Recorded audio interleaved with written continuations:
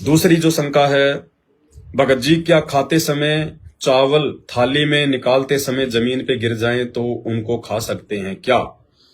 देखिए, आप जी भोजन भंडारा कर रहे हैं और चावल वगैरह या दाल वगैरह या साग सब्जी के कुछ छींटे या थोड़ा बहुत कोई अंश अगर नीचे थाली से गिर जाता है जमीन पर या फर्श पर, तो उनको उठाकर खाने की आवश्यकता नहीं है। खाना खाने के बाद में आप उनको बाहर छत पे डाल दें या अपने घर की दीवार पे डाल दें, साफ सुथरी जगह पे डाल दें, बाहर उनको चिड़िया वगैरह जो है वो खा लेंगी। ठीक है। और अगली जो शंका है, बंदी छोड़ सतगुरु रामपाल जी भगवान जी की जय हो, सत्साई पवन भगत जी जय हो, बंदी छोड़ की लॉर्ड कोनी और की। भगत जी दासी की शंका का समाधान कीजिए। दासी मध्य प्रदेश से है और 2019 में नाम दीक्षा ली, 2020 में सात संगति से जुड़ी सतनाम मिला है। दासी आपकी वीडियो देखती है, मर्यादा में रहकर भक्ति करती है।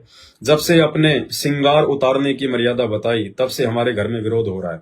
हमारे घर में भगत जी हैं, 2 बच्चे हैं। भगत जी जो है वो नाम उपदेशी नहीं है। सिंगार उतारने पर यानी आभूषण उतारने पर घर में लड़ाई झगड़ा करते हैं, मारते हैं।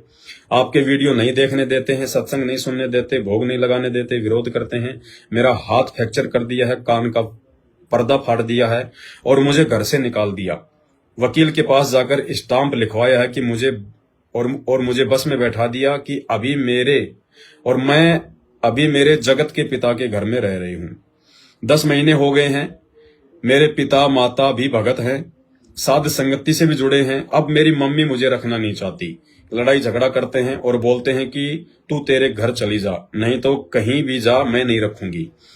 अब मम्मी जगत में जाती है, उसकी मर्यादा खंड है। मेरा एक भाई भौजाई है, वह मम्मी पापा से दूर रहते हैं, जगत में है, खेती किसानी करते हैं, भंडारा अलग बनता है।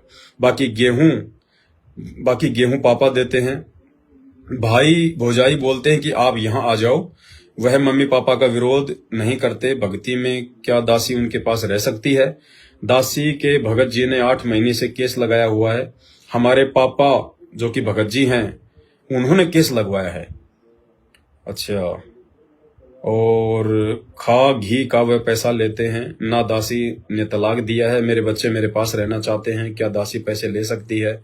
हम गांव में रहते हैं। सतसाहिब जय हो, बंदी छोड़ की लौड़ कोनी और की। देखो बहन, संघर्ष तो इस भक्ति मार्ग में है ही है। बिना संघर्ष के कोई ये सोचे कि हम सतलोक चले जाएंगे, हमारी आत्मा मजबूत हो जाएगी, जिंदगी में नहीं हो सकती। और जिन भाई बहनों का नाम दीक्षा लेने के बाद में संघर्ष शुरू हो जाता है, तो यकीन मान के चलना परमात्मा आपकी परीक्षा ले रहे हैं। परमात्मा आपको तैयार कर रहे हैं सतलोक के लिए, आपको मजबूत कर रहे हैं काल से संघर्ष करने के लिए। तो उस समय हमारे अंदर किसी भी प्रकार की कोई मायूसी ना आकर, कोई कमजोरी ना आकर, हमारे अंदर एक दृढ़ता आनी चाहिए कि गुरुदेव भगवान मेरी परीक्षा ले रहे हैं।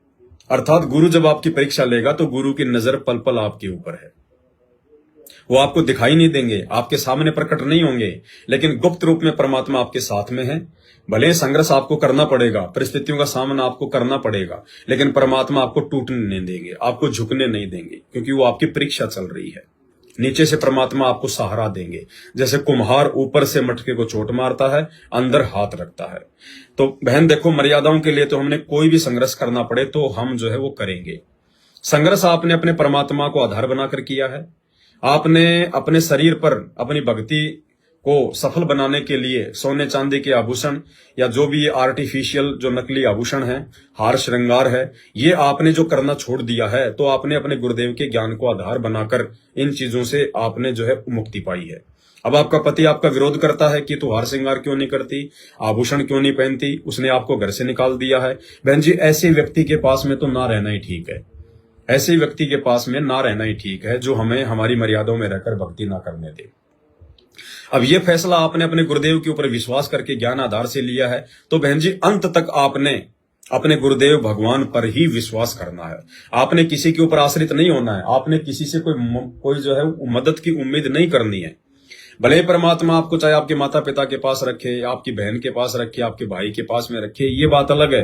आप वहां पे नेक नीति ईमानदारी से उनके घर का काम कीजिए, मेहनत कीजिए, साथ में आपको 2 टाइम की रोटी मिलेगी, आप भगवान की अपनी भक्ति कीजिए, उसमें आपको कोई दोष नहीं है। ठीक है। और आपके पति ने आपके ऊपर मुकदमा किया है, और मुकदमा ठीक है बहन जी, वो तलाक के लिए मुकदमा किया होगा, और लेकिन इसमें एक नियम है, क्योंकि आपके 2 बच्चे भी हैं। तो आप जी उस तलाक के स्टाम्प पेपर पर उसी समय साइन करना। यदि आपका पति आपके दोनों बच्चों के भरण पोषण की जिम्मेदारी लेता है तो ही आप उसके ऊपर साइन करना। अगर वो जिम्मेदारी नहीं लेता है आपके बच्चों की, बच्चे यदि वो आपको सौंपना चाहता है, तो फिर आपने कोर्ट से अपने वकील को बोलकर अपने बच्चों की भरण पोषण की जिम्मेदारी का जो पैसा है वो उससे मांगना है। कोर्ट आपको दिलवाएगा, वकील आपको दिलवाएगा। तो आपने उसके बाद ही स्टाम्प पेपर पे साइन करना है। कोर्ट में जो है तलाक के जो पेपर है आपने उन पे साइन करना है। हमने भक्ति करनी है। ये पति ना जाने हमारे कितने आली है, कितने जाली है। अब हमें आत्मा का जो असली पति है, परमेश्वर है, वो मिल गया। और ये अविनाशी पति है। ये एक बार जिसका हाथ पकड़ लेता है उसको जिंदगी में कभी नहीं छोड़ता। और थोड़ा बहुत संघर्ष है, आने वाले दिनों में सुख भी परमात्मा आपको ही देगा, अच्छा समय भी आपका आएगा। और जो आपका पति आपका जो विरोध कर रहा है, आपके साथ जो इस प्रकार से उसने दुर्व्यवहार किया है, बहन जी, उसको तो उसके कर्म की चोट लगेगी, उसके साथ तो कोई बड़ी दुर्घटना घटेगी, उसके तो हाथ पैर जरूर टूटेंगे बहन जी, इसमें कोई दो राय नहीं है। क्योंकि जो परमात्मा के भक्तों को सताता है, परमात्मा उससे बहुत नाराज होता है। परमात्मा कहते हैं, कबीर मेरे साध को दुख ना दीजिए कोई, मेरा साध दुखी तो मैं दुखी, मेरा आपा भी दुखी होए। तो परमात्मा बहुत दुखी होते हैं, लेकिन जब तक उसकी बैटरी चार्ज है तब तक वो मौज करे।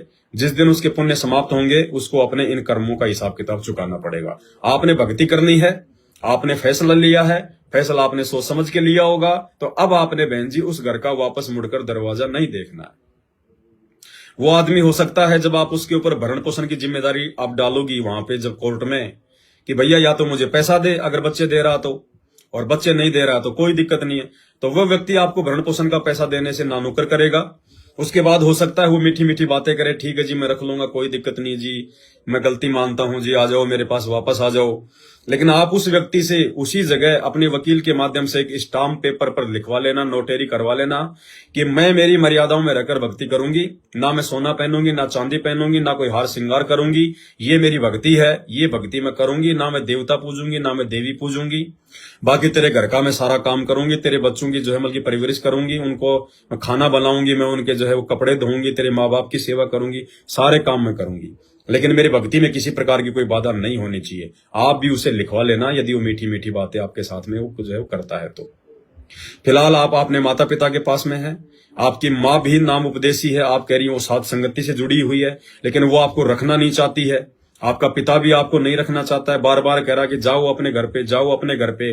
तो बहन जी वो आपके माता पिता जो साध संगति से जुड़े हुए ना, वो फिर अच्छी आत्मा नहीं है, वो ढोंग कर रहे हैं भक्ति का, पाखंड कर रहे हैं, दिखावा कर रहे हैं, वो भगत नहीं है।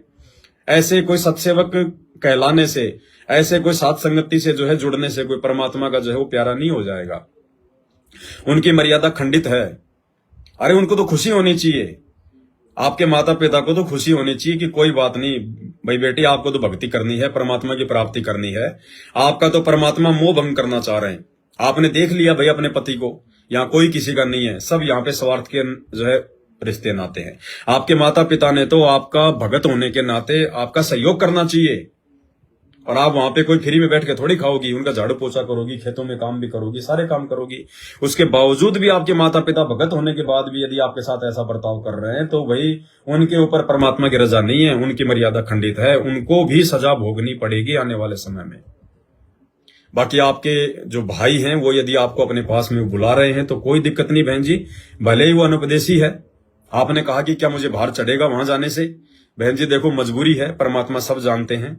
आप वहां पे रहिए, आप अपना नेक नीति ईमानदारी से उनका जो भी काम वो बताएं आप उनके घर का उनके काम में सहयोग करें, 2 टाइम का अपना भोजन खाएं, परमात्मा को भोग लगाएं, और जब तक आपको परमात्मा ने वहां रखना तब तक आप जी वहां रहिए।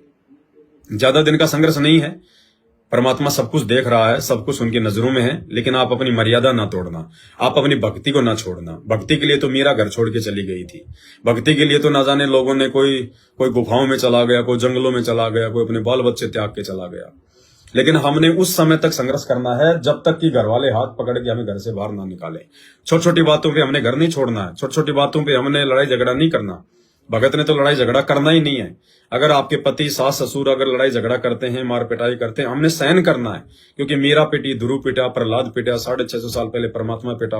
आज हमारे गुरुदेव भगवान 10 साल से जेल में है, पहले 21 महीने जेल में रह के आए, लोगों की जो वो गालियां खाते थे। तो भक्ति पे तो बहन जी प्रसाद है, ये गालियां मिलना, मार पिटाई मिलना, ये तो भगत की पहचान है। क्योंकि अगर आप संघर्ष करोगे तो मर्यादाओं के लिए करोगे, और संघर्ष करोगे तो भगत का 36 का आंकड़ा होता है जगतकार भगत का, तो संघर्ष बनेगा।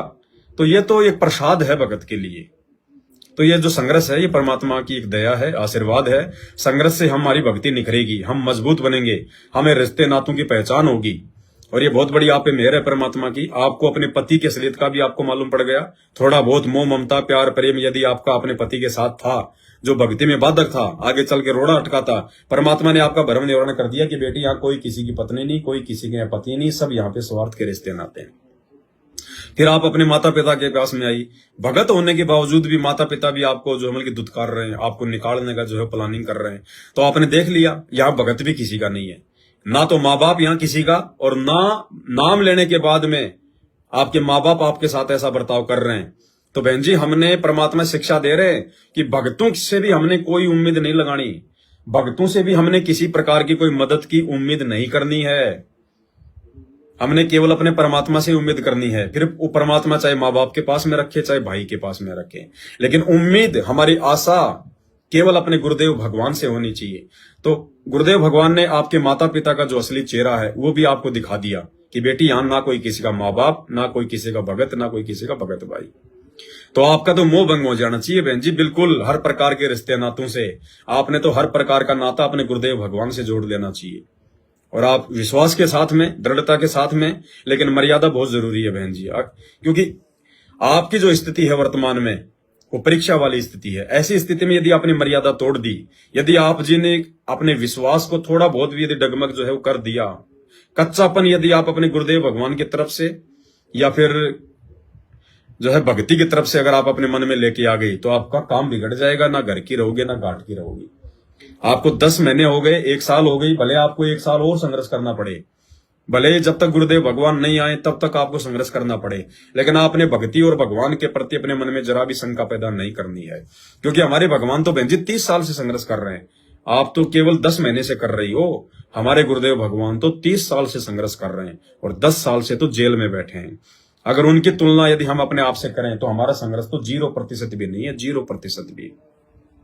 तो हमने ज्ञान को आधार बना के बहन जी भक्ति मार्ग पर थोड़ा हिम्मत के साथ में चलना पड़ेगा। एक दिन आएगा, समय भक्तों का ही होगा। परमात्मा अपने भक्तों को वो सुख देगा जो आज तक ये राजा महाराजा भी नहीं ले पाए होंगे। ये प्रधानमंत्री, ये राष्ट्रपति जो शहंशाह होके चले गए, राजा महाराजा होके जो मर गए, आज वो गधे कुत्ते बन के घूम रहे हैं, वो भी वो सुख नहीं भोग पाएंगे यहाँ पे, जो सुख परमात्मा आने वाले समय में 2028 के बाद अपने मर्यादित भक्तों को देगा। तो थोड़ा हिम्मत करके भक्ति मार्ग पे लगी रहो। दास तो यही आपसे प्रार्थना कर सकता है। बाकी देखो बहन जी, आपकी भक्ति काम आएगी, आपकी मर्यादा काम आएगी, आपका विवेक काम आएगा। दास केवल आपको सलाह दे सकता है, वो भी परमात्मा के ज्ञान आधार से। बाकी और किसी प्रकार की उम्मीद किसी से ना करना बहन जी, केवल अपने परमात्मा से हर प्रकार की उम्मीद करना। अगर आपने द्रौपदी की तरह जरा भी अगर आपने कोई भी आशा या उम्मीद अगर अपने रिश्तेदारों से, अपने भगत भाई बहनों से लगाई, तो परमात्मा मदद नहीं करेगा। फिर परमात्मा के लिए तो आपको हर प्रकार से द्रौपदी की तरह होना पड़ेगा। अंत में सबसे नाता तोड़ के अपने परमात्मा में लो लगाना, अपने परमात्मा से अरदास करना।